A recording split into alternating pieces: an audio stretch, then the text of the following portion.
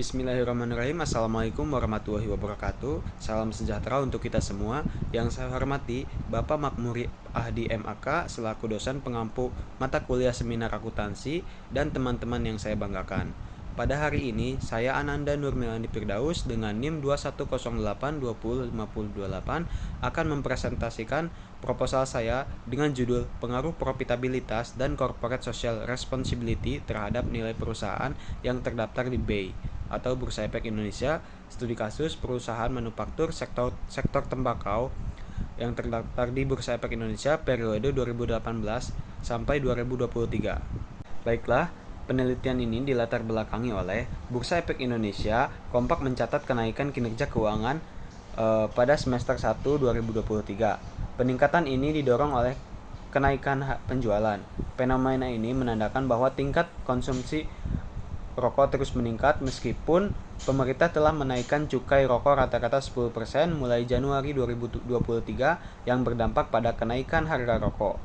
Kinerja keuangan 5 perusahaan manufaktur rokok yang terdaftar di Bursa Efek Indonesia pada semester 1 2023 cukup positif meskipun peraturan terkait rokok dari tahun ke tahun semakin diperketat.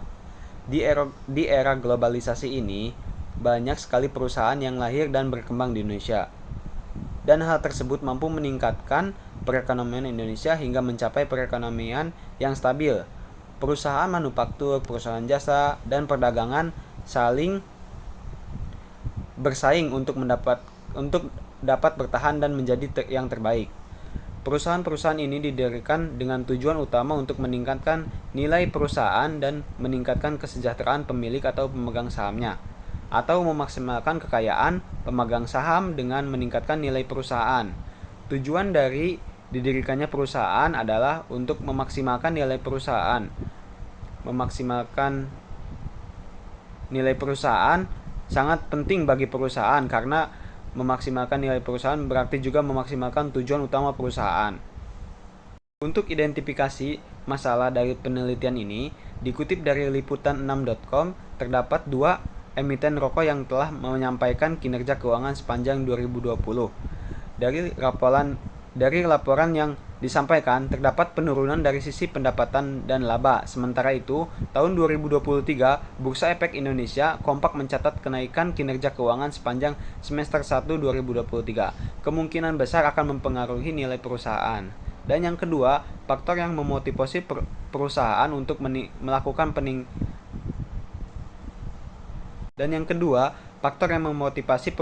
melakukan pengungkapan CSR diantaranya adalah untuk mendapatkan pengakuan pengolahan limbah di mana perusahaan tidak hanya mementingkan keuntungan, namun kesejahteraan masyarakat di sekitar perusahaan pula harus diperhatikan, dan juga faktor keuangan untuk meningkatkan profitabilitas. Tetapi terpenuhinya corporate social responsibility apakah dapat mempengaruhi terhadap nilai perusahaan atau tidak?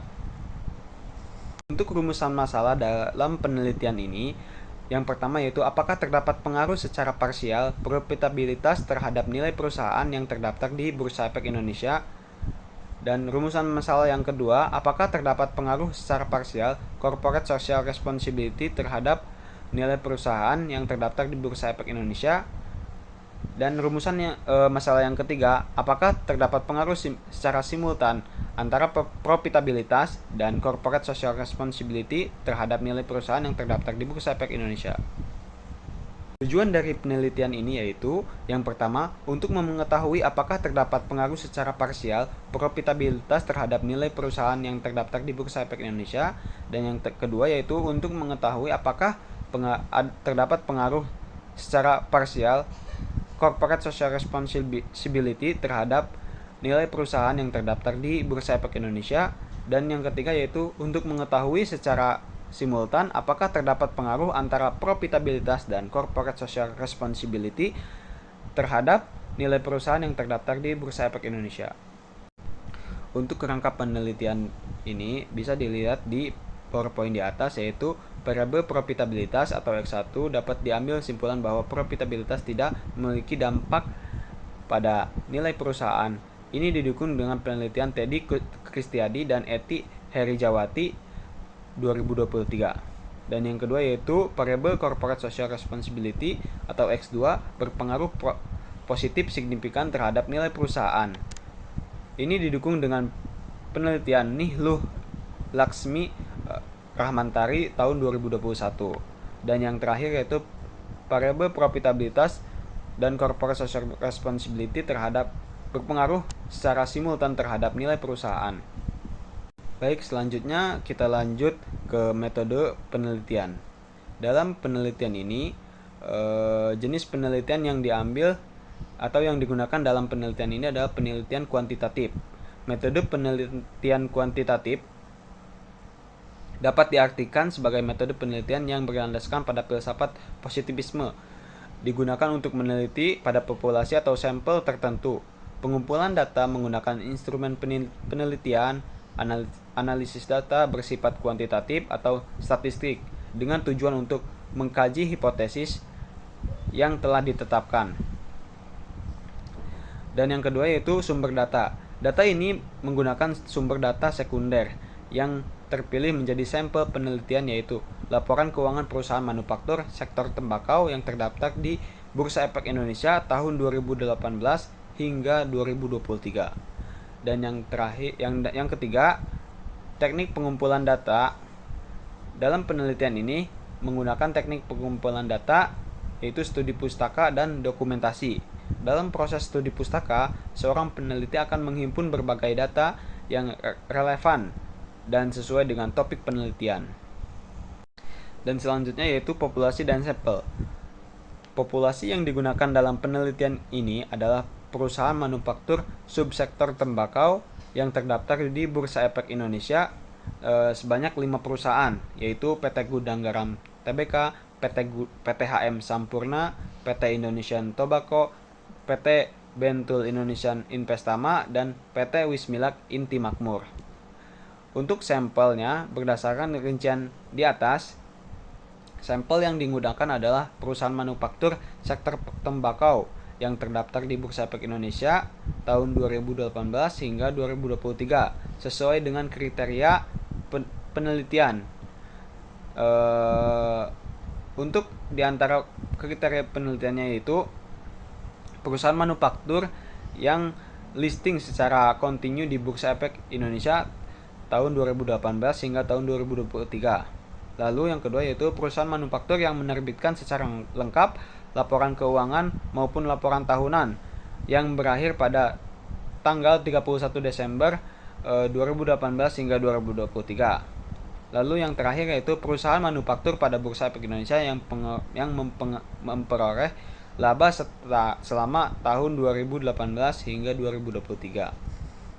Untuk yang selanjutnya yaitu operasional variabel. Dalam penelitian ini, variabel yang digunakan ada dua, yaitu variabel independen dan variabel dependen. Variabel independen terdiri dari profitabilitas dan corporate social responsibility.